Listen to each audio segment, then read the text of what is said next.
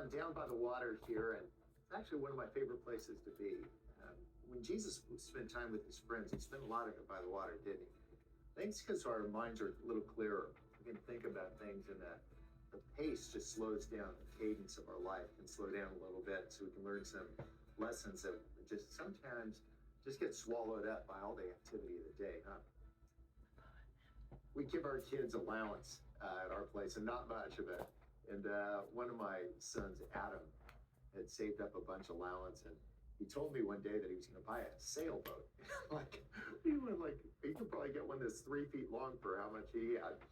And he got on Craigslist, and he gave me a call and said, "Hey, I found this boat. It's got 4 beds in it and a kitchen." I'm like, oh my gosh, what creeper's selling you that? So I did the dad thing, because, I wanted to go down and make it a big teachable moment. I go down, and I knew how it was going to play out. We'd get down to the docks, and there'd be some guy, and he'd say, like, I don't have the pink slip, but my friend has the pink slip, and he's living out of the country raising llamas or something. I had it all figured out in my head.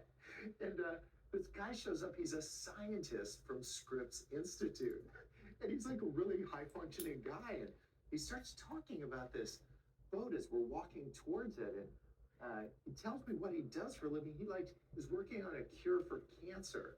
And we walk up to this boat, and it's 20 or 30 years old, so it's been rode hard and put away wet. You can tell this boat's been worked a little bit, but the way this guy described this boat and all the adventures he'd gone on it, and he said that wanted to ease up on it, but I said, is the price that you said legit? And he said, yeah. I just wanted to give it to somebody, a guy like your son, who'd taken on more adventures. When this guy was telling about all the adventures he'd gone on this boat, I started to understand it, how a guy like that could wish for somebody else to just take the adventures he'd gone on and just go on more adventures like that. It sounded a lot like Jesus, honestly. It sounded like somebody who knew what it was like to live a really, really full life, and then to give that to somebody else and say, go live a really, really full life, one that's just chock full of adventures. And one of the things that I noticed too is that Adam didn't see this boat the way that everybody else might have. He didn't see a 20 or 30-year-old boat with fiberglass that was a little dulled and wood that had a couple chunks missing. He put these sails up, and you guys, it looked like some old laundry. These sails that had been just worked. Adam didn't see it this way, though. He didn't see his life the way that a lot of people see their lives. He saw a life that was full of adventure. He was just itching in anticipation for getting this boat. So he gave the small bag of money that he had to this guy, and the guy signed a pink slip. Well, Adam said, well, when should we, take it back to, here, which is where we were going. And we were pretty far north, and we involved going out in the ocean. And I said, well, let's go now. We didn't have a plan. We didn't have a chart. We just went. And I think that some of my favorite times have been spent out on the water sailing. As a matter of fact, when I was in college, some buddies started talking about doing a sailboat trip, and we decided we were going to sail a boat just a little bit longer than Adam's, 36 feet long, to Hawaii. And I don't know if you know much about boats, but 36-foot boat is kind of having like 2 Camrys parked end to end. And we filled it with 36 bags of sails. There's spinnakers and mainsails and all the ones in case something ripped. And then we put 20 cases of stag chili in it. Now, I don't know why we didn't mix it up a little bit and get a can of pears, but we just filled it up with all these cases of chili, which is really a big problem. We set out for this thing. It's called a Transpac race. Isn't that terrific? The way the Transpac race works is this. You have to steer by the stars the whole way. And so we got to the starting line of this race, and the only thing that was different than what we planned is that I had gotten a hold of this guy who was a navigator for a destroyer, and he was going to be the guy steering for the stars, right? And 3 days before the race, they changed his orders because the Navy's that way. And so he couldn't go. So we said we need a navigator, and they picked me. I don't even know the pointy end from the blunt end. So I go down to West Marine and I say, can I get a map? And they say, it's a chart. I'm like, okay, sorry. Can I have a chart? And I'm not much about, I'm not much of a sailor, but I knew that, the West Coast was over here on one side of the chart. And on the other side, there's these little islands. It says Hawaii on it. There's 2,600 miles and nothing in between. So I just said, well, let's go do this thing. So I got a yardstick and I put one end on Long Beach and the other end on Diamond Head, and I drew a line, right? How tough could it be? Just follow a line. So we set out on the race and we're 900 miles off the coast of California. And I'm steering along the line, right? Because there's this compass rose in the upper right-hand corner of this chart that, tells you the heading. Did you guys know there's a difference between true and magnetic north? There is. And from, here to the street, it's about 1/4 of an inch. But from here to Hawaii, you miss the entire chain. I'm not kidding. So we're 1,000 miles off the coast before I figure out that we're going to miss Hawaii. Like our first landfall, they'll be handing me an egg roll. So we get to Hawaii, and I reflecting back on this trip and all this time on the water and what I learned. I was thinking about how there's a big difference between true and magnetic in our own lives too, right? The stuff that's true and the stuff that's magnetic, the stuff that lures me away, the things that lure me away from living this big adventure that God has for me, sometimes really boils down to just being afraid, right? I'm afraid that if I live that big adventure, that life that I've always been itching for, but I've never really taken the next step towards, what if I do it and I fail? You know what? I think that's why God, throughout the scriptures, keeps saying the same message to his friends. And it comes in 3 words. Be not afraid, right? He says that to Joshua. He says, you're taking over for Moses. And Joshua says, I'm not the guy. And he says, be not afraid.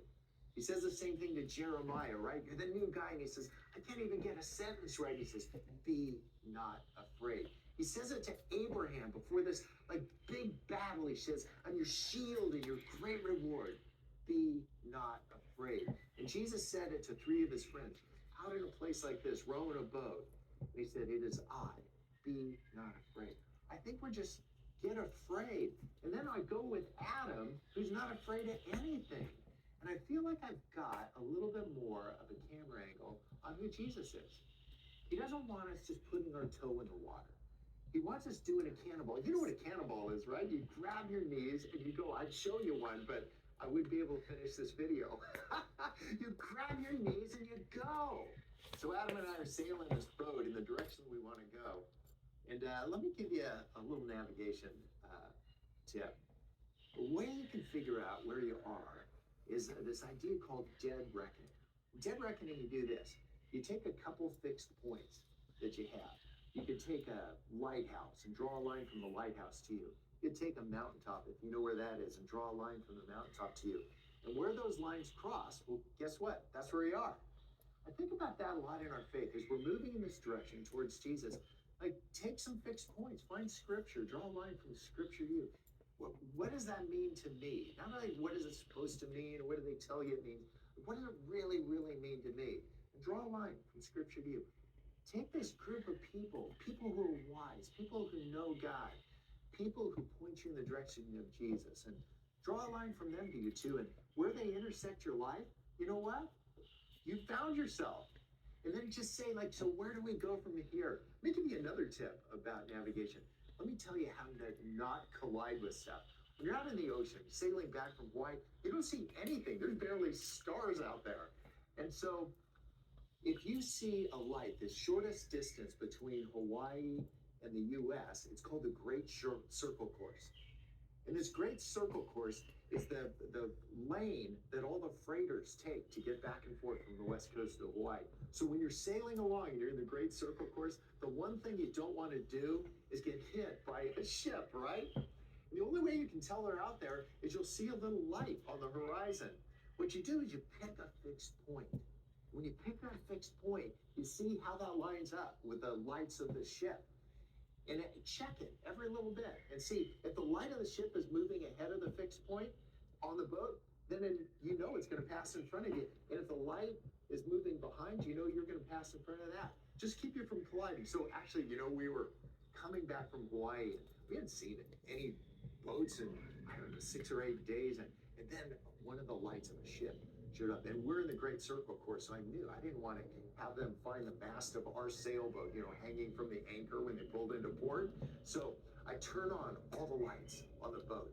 And I get on the radio and I call out and I say, hey, ship on the horizon. And I gave the name of our boat and I said, hey, we're over here at like 1 o'clock. I don't know how far away we are, but I see you. Do you see us? And listen, there's nothing.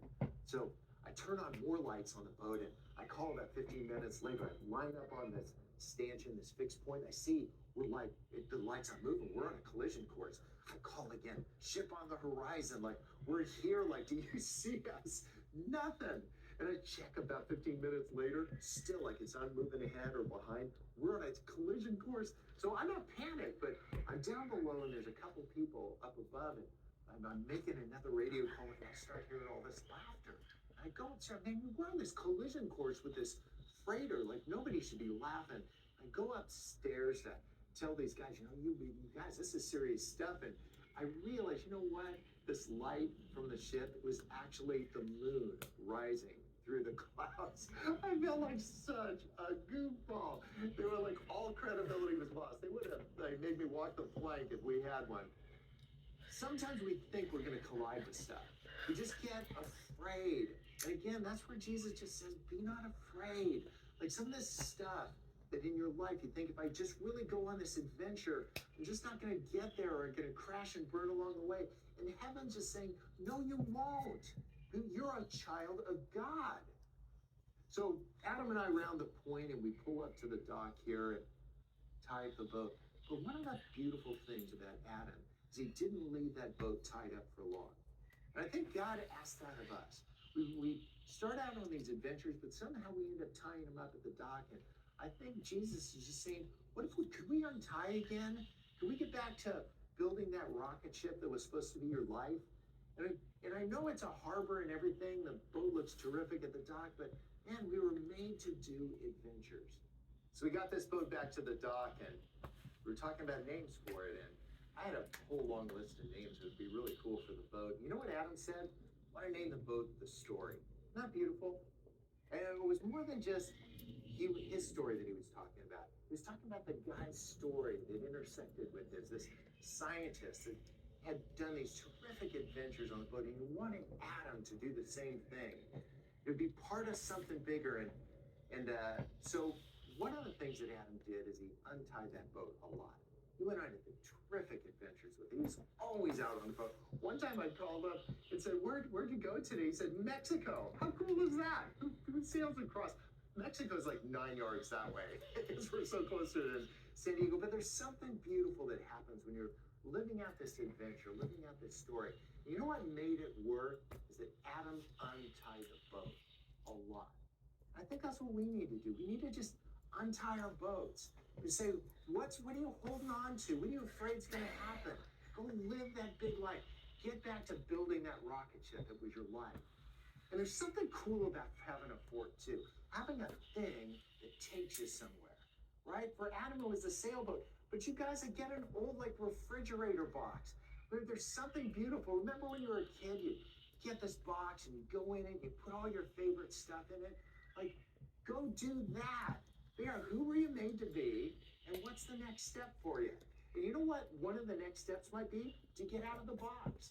To just say, like, I'm gonna go untie this thing and see what happens. One of the last things that I think about when I picture a story is Adam deciding he's going to leave for college and saying, you know what, I'm going to sell this boat to somebody else. You know what he sold it for? What he got it for. And I saw a guy get in this boat and start sailing away from the dock. And I started thinking to myself, I wonder what story he's going to live with his life.